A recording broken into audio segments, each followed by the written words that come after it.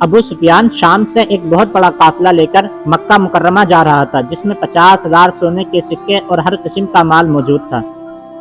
لیکن درمیان میں ایک بہت بڑا مسئلہ تھا۔ مکہ پہنچنے کے لیے اس کو مدینے کے پاس سے گزرنا لازمی تھا، اور مدینے میں مسلمان اس قافلے کا انتظار کر رہے تھے اور اس کو لوٹنے کے لیے تیار بیٹھے تھے۔ تو ابو سفیان نے سوچا، ایک مسلمان قافلہ کیوں لوٹ رہے تھے؟ مسلمان قافلہ کیسے لوٹ سکتے ہیں، اور وہ بھی رمضان کے مہینے میں؟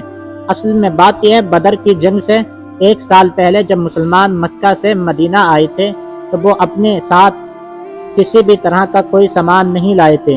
مکہ والوں نے انہیں غصہ دلانے کے لیے ان کی زمینیں اور ان کا سارا سامان چھین لیا تھا، اور یہ وہ قافلہ تھا جس میں بہت سارا سامان وہ تھا جو مکہ کے مسلمانوں سے لوٹا گیا تھا۔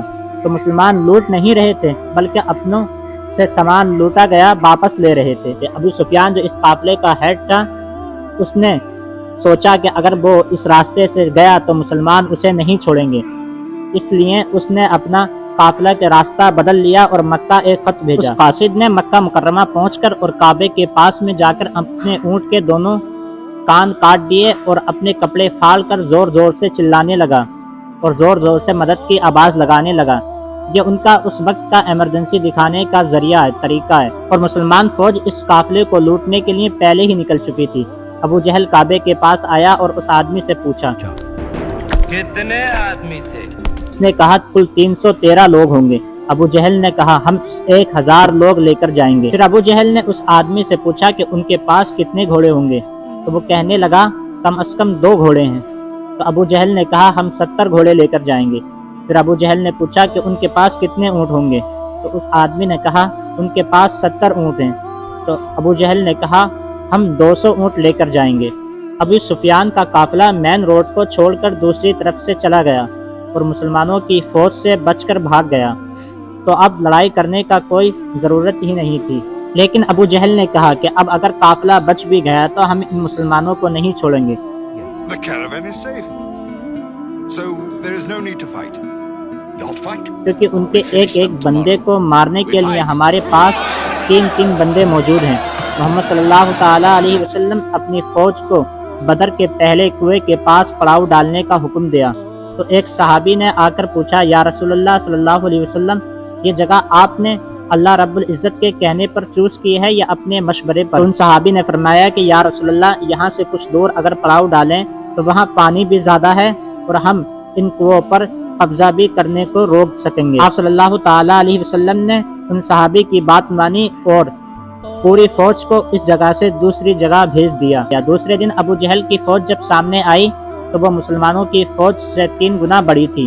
عتبہ اپنے بھائی اور بیٹے کے ساتھ سامنے آیا اور مسلمانوں کو للکار کر کہنے لگا کہ کوئی ہے جو ہم سے آ کر مقابلہ کرے؟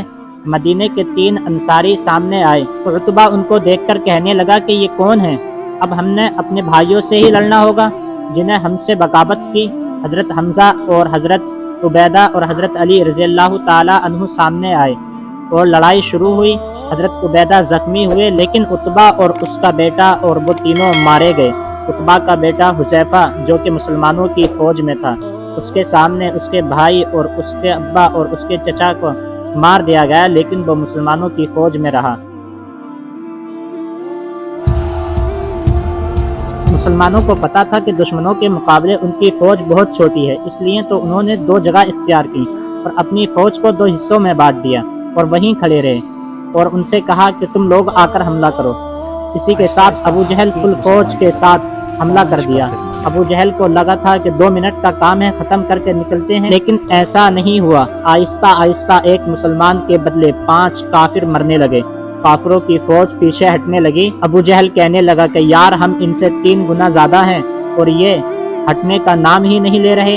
ابو جہل نے پھر دوبارہ فل فوج کے ساتھ حملہ کرنے کا حکم دیا، لیکن پھر وہی ہوا اور کافر فوج پیچھے ہٹ گئی، لیکن اس بار مسلمانوں نے ان پر حملہ کر دیا۔ کافروں کی فوج میدان چھوڑ کر بھاگنے لگی اور اس جنگ میں کافروں کا سردار ابو جہل مارا گیا۔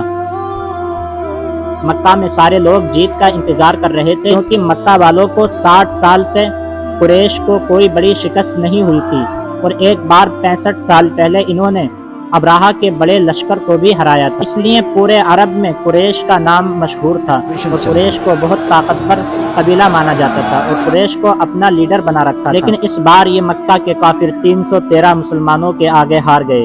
پہلے جو لوگ جنگ سے ہار کر مکہ پہنچے تو ان پر کسی نے یقین ہی نہیں کیا کہ جنگ ہار گئے، لیکن آہستہ آہستہ انہیں بھی سمجھ آ گئی کہ یہ جنگ اور پورے عرب میں قریش کی عزت ہار گئی اور جیت کی خبر لے کر مسلمان جب مدینہ پہنچے تو پورے مدینے میں خوشی کا ماحول تھا۔